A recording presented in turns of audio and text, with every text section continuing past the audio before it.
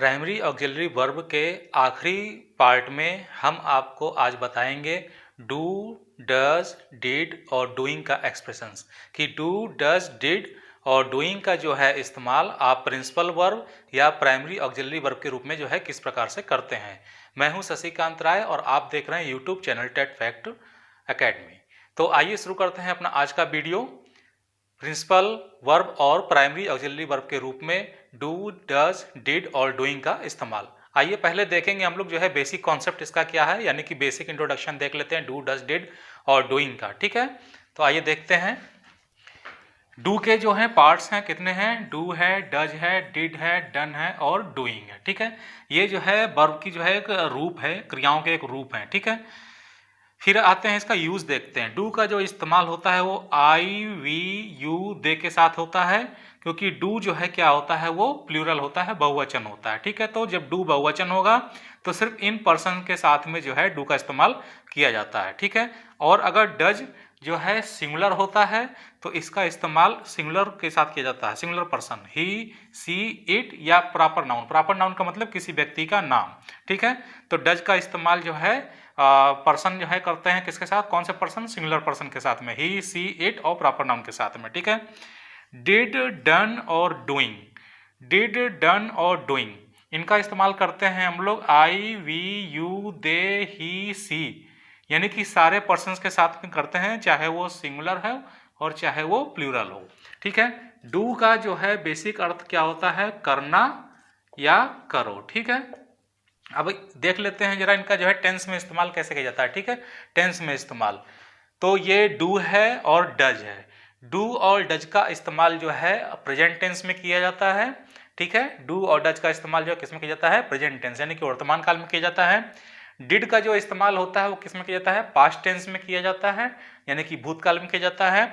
और डन का इस्तेमाल जो है आपका जो है किस में किया जाता है? चाहे वो प्रेजेंट हो और चाहे पास्ट हो, लेकिन जहां पर क्रिया समाप्त हो चुकी हो। ठीक है, यानी कि प्रेजेंट परफेक्ट या पास्ट परफेक्ट टेंस में किया जाता है। ठीक है, और डूइंग का इस्तेमाल कहां किया जाता है? डूइंग का इस्तेमाल किया जाता है प्रोग्रेसिव वर्क में, यानी कि कंटिन्यूअस, जहां काम लगातार हो रहा हो। ठीक है, चाहे वो प्रेजेंट हो, चाहे पास्ट हो, चाहे फ्यूचर हो। तो डूइंग का इस्तेमाल प्रेजेंट, पास्ट, फ्यूचर तीनों में किया जाता है। और डन का इस्तेमाल जो है प्रेजेंट और पास्ट परफेक्ट, ठीक है, प्रेजेंट परफेक्ट और पास्ट परफेक्ट में किया जाता है। और इसके साथ ही डिड का इस्तेमाल जो है पास्ट टेंस में किया जाता है, और डू और डज का इस्तेमाल जो है प्रेजेंट टेंस को बताने के लिए किया जाता है। ठीक है, तो ये तो इनके हो गए टेंस के इस्तेमाल। अब हम अपना आगे के पार्ट में देखेंगे कि जो है डू, डज, डिड और डन और डूइंग का जो है इस्तेमाल जो है प्राइमरी ऑक्सिलरी या प्रिंसिपल वर्ब के रूप में कैसे करते हैं। आइए दोस्तों हम लोग देखते हैं सबसे पहले डू, डज, डिड और डूइंग का जो है प्रिंसिपल वर्ब के रूप में इस्तेमाल कैसे करते हैं। तो आइए देखते हैं सिंपल तरीके से। ठीक है, यहाँ पर जो है लिखा है डू, डज, डिड का जो है एक्सप्रेशन है। ठीक है, वो देख लेते हैं। एक तरफ हमने जो है यूज बताया है कि किस तरीके से उसका यूज होता है, और उसका एक तरफ जो है एग्जाम्पल यानी उदाहरण बताया हुआ है। Perform, perform, perform. ठीक है, परफॉर्म यानी कि करना, कोई काम करना। परफॉर्म माने क्या होता है? कोई काम करना। तो करने के सेंस में भी हम लोग जो है डू, डज और डिड का इस्तेमाल करते हैं। जैसे कि एग्जांपल है ही डज इट। ठीक है, वह यह करता है, वह यह करता है। ठीक है, तो कोई काम करने के लिए भी डू, डज, डिड का इस्तेमाल किया जाता है।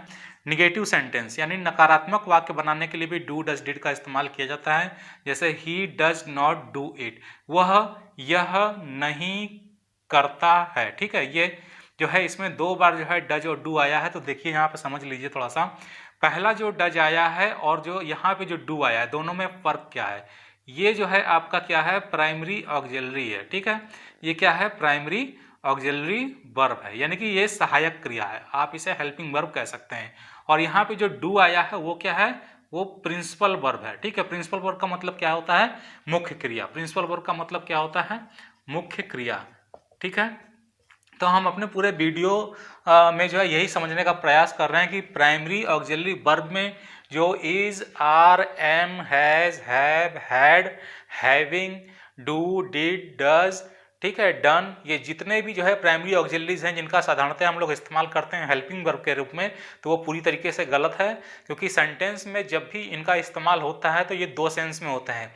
या तो ये प्राइमरी ऑक्सिलरी वर्ब के रूप में इस्तेमाल होते हैं या प्रिंसिपल वर्ब के रूप में इस्तेमाल होते हैं। यानी कि जो है आपकी जो हेल्पिंग वर्ब सहायक क्रियाएं हैं उनके दो तरीके से इस्तेमाल है, जहाँ पर स्टूडेंट अक्सर जो है धोखा खा जाते हैं सेंटेंस में बताने के लिए। यानी कि अगर एग्जाम में उनको कोई सेंटेंस में जो है इस तरीके से वाक्य जो है दे दिया जाए और फिर पूछा जाए कि जो है बताइए कि डज या डू में जो है कौन प्राइमरी ऑक्सिलरी है कौन प्रिंसिपल वर्ब है, तो आप इसमें जो है जल्दी नहीं बता पाते हैं। ठीक है, कारण ये होता है कि आपको उसका बेसिक कॉन्सेप्ट नहीं पता होता है। तो यहाँ पे सबसे बड़ी बात यही है कि आपको बेसिक कॉन्सेप्ट जो है देख लेना है। ठीक है, तो यहाँ पर जो है डज क्या है, वो हेल्पिंग वर्ब का काम कर रहा है, सहायक क्रिया का काम कर रहा है, यानी सेंटेंस को कंप्लीट करने का काम कर रहा है। और यहाँ पे जो डू है वो किसी परफॉर्म को जो है दर्शा रहा है, यानी किसी मुख्य क्रिया को जो हो रही है उसको दर्शा रहा है।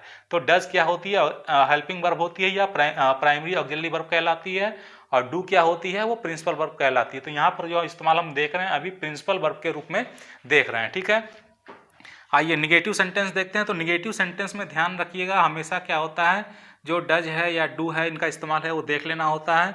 यानी कि आप सेंटेंस को जो है निगेटिव अगर बनाना चाहते हैं तो डू डज के इस्तेमाल से बना सकते हैं। इसके साथ ही इंट्रोगेटिव सेंटेंस होता है, इसमें भी जो है आप क्या कर सकते हैं, डज से जो है प्रश्नवाचक वाक्य जो है बना सकते हैं, और डज से बनाया गया प्रश्नवाचक वाक्य जो है क्या होता है, इसमें प्रश्न पूछने के लिए जो है ये काम में आता है। ठीक है, तो यानी कि डू डज से जो है आप निगेटिव और इंट्रोगेटिव वाक्य भी बना सकते हैं। इसके साथ ही कंटिन्यूअस सेंटेंस भी बना सकते हैं। कंटिन्यूअस टेंस का मतलब प्रोग्रेसिव टेंस भी होता है, यानी कि किसी लगातार होने वाले काम को बताने के लिए भी आप जो है डू डज डिड का इस्तेमाल कर सकते हैं। जैसे ही इज डूइंग इट, वह यह कर रहा है, यानी कि काम लगातार हो रहा है। तो आपने देखा कि डू डज डिड का जो है इस्तेमाल प्रिंसिपल वर्ब के रूप में जो है किस प्रकार से किया जाता है, परफॉर्म करने के लिए, निगेटिव बनाने के लिए, इंट्रोगेटिव बनाने के लिए और कंटिन्यूअस टेंस बनाने के लिए। ठीक है, आइए अब हम आगे देखते हैं कि डू डज डिड का इस्तेमाल जो है हेल्पिंग वर्ब के रूप में जो है किस तरीके से किया जाता है, या प्राइमरी ऑक्सिलरी वर्ब के रूप में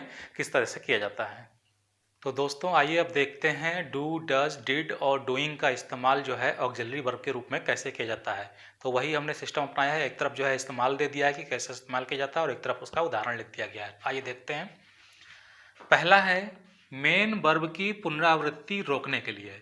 मेन वर्ब की पुनरावृत्ति रोकने के लिए, यानी कि किसी सेंटेंस में जो मेन वर्ब आती है, मुख्य क्रिया आती है, उसको दोबारा रिपीट सेंटेंस में ना किया जाए, उसकी जगह बल्कि हम क्या इस्तेमाल कर लें, डू इस्तेमाल कर लें, डज डिड या जो है डूइंग इस्तेमाल कर सकते हैं। ठीक है, जैसे एग्जाम्पल दिया हुआ है यहाँ पर। ठीक है, एग्जाम्पल से पहले इसका जो मेन सिंपल सेंटेंस था वो क्या था, Raju likes cricket and Monu likes too, या Raju likes cricket and Monu likes too. ठीक है, तो ये सेंटेंस था इसका, Raju likes cricket and Monu likes too, यानी कि राजू क्रिकेट पसंद करता है और मोनू भी पसंद करता है। ठीक है, तो लाइक्स क्या थी यहाँ पे, जो है ये आपकी मेन वर्ब थी। ठीक है, तो मेन वर्ब जो है दो बार यहाँ सेंटेंस में इस्तेमाल नहीं करना है, तो इसके लिए क्या है सेंटेंस बना, Raju likes cricket and Monu does too. तो डज का इस्तेमाल जो है यहाँ पर जो हुआ है वो ऑक्सिलरी वर्ब के रूप में हुआ है। ठीक है, यानी कि इसका जो सेंटेंस था क्या था, वो था आपका Raju likes cricket and Monu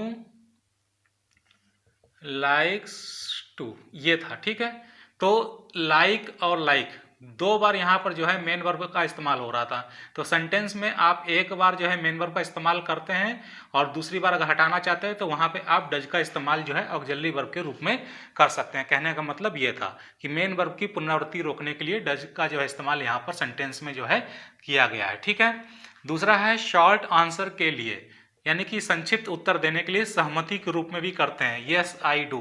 ठीक है, जैसे कोई प्रश्न पूछता है विल यू डू दिस, तो हम लोग क्या कहते हैं, यानी कि क्या आप इसे करेंगे, विल यू डू दिस, क्या आप इसे करेंगे, तो हम क्या देते हैं, यस आई डू। तो संक्षिप्त उत्तर में सहमति देने के लिए डू का इस्तेमाल जो है हम लोग करते हैं, और ये यहाँ पर ऑक्सिलरी वर्ब के रूप में इस्तेमाल होता है।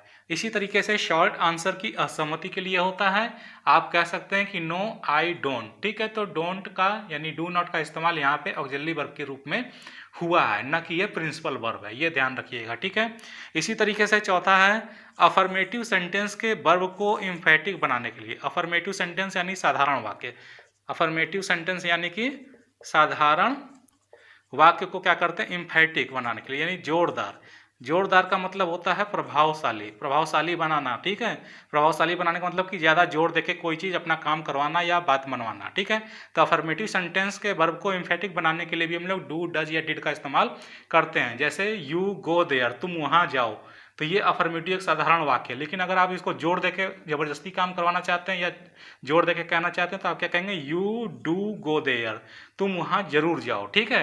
या तुम्हें वहाँ जाना चाहिए, या तुम वहाँ जरूर जाओ, सिंपल, तुम वहाँ जरूर जाओ, तुम वहाँ जरूर जाओ, ठीक है। तो ये डू इस्तेमाल यहाँ पे हो रहा है। तो ये डू की जो है पहचान क्या है, ये एक ऑक्सिलरी वर्ब है, ठीक है, ना कि प्रिंसिपल वर्ब है।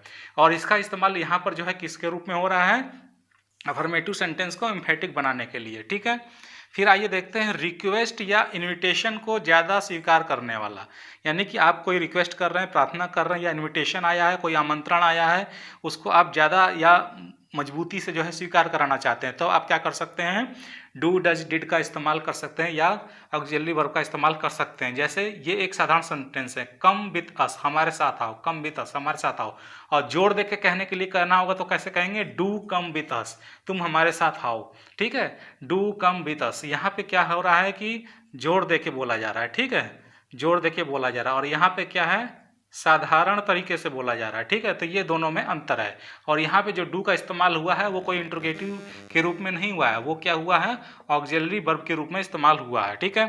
इसी तरीके से क्वेश्चन टैग बनाने में भी हम लोग क्या करते हैं, डू, डज, डिड का इस्तेमाल ऑक्सिलरी वर्ब के रूप में जो है किया जाता है। जैसे you take tea don't you, तुम चाय पियोगे, क्यों, क्या तुम चाय पियोगे, या क्या तुम चाय पियोगे, यू टेक टी, तुम चाय पियोगे, है ना, डोंट यू, है ना, क्या बोलते हैं इसको हम लोग, है ना। मतलब कि एक तरीके से जो है क्या करते हैं, प्रश्न पूछते हैं स्वीकार कराने के लिए। तो आपने देखा कि डू, डज, डिड का इस्तेमाल जो है हम ऑक्सिलरी वर्ब के रूप में भी कर सकते हैं, और डू, डज, डिड का इस्तेमाल हम लोग जो है प्रिंसिपल वर्ब के रूप में भी कर सकते हैं। क्वेश्चन इसी तरीके से आता है, सेंटेंस दे दिया जाता है और आपसे पूछा जाता है कि इसमें जो वर्ड इस्तेमाल हुआ है, डू, डज, डिड है, या इज, आर, एम है, या हैज़, हैव, हैड है, या हैविंग है। तो इसमें आपको पहचान के बताइए कि इसका इस्तेमाल यहाँ पे प्राइमरी ऑक्सिलरी वर्ब के रूप में हुआ है कि प्रिंसिपल वर्ब के रूप में हुआ है। तो यही यहाँ पर जो है मेन क्वेश्चन पुटअप होता है और बनता है। और ज़्यादातर स्टूडेंट्स क्या होते हैं, कन्फ्यूज हो जाते हैं अगर उन्हें ये कॉन्सेप्ट नहीं मालूम है। उम्मीद है कि आपको हमारा आज का वीडियो जो है ज़रूर पसंद आया होगा। तो कमेंट बॉक्स में अपने कमेंट्स देना ना भूलिएगा, ठीक है। हमारा वीडियो ऐसे ही कंटिन्यूअस चलता रहेगा। आप हमारे चैनल को जो है सब्सक्राइब करना मत भूलिएगा, क्योंकि अगला जो है हमारा टॉपिक है वो है हमारा जो है मॉडल वर्ब, ठीक है। मॉडल वर्ब के ऊपर हम जो है बात करेंगे, जिसमें कैन है, कुड है, मे है, माइट है, ठीक है, मस्ट है, आट टू है, ये सब आता है, नीड है, डेयर है। तो इन सब के बारे में हम अपने अगले वीडियो में बात करने वाले हैं। तो हमारे चैनल को सब्सक्राइब जरूर कर लीजिएगा, ठीक है, ताकि आपका वीडियो मिस ना हो। तो ठीक है, अब हमें इजाज़त दीजिए। जल्दी हम आपसे मिलेंगे अपने नए वीडियो के साथ में।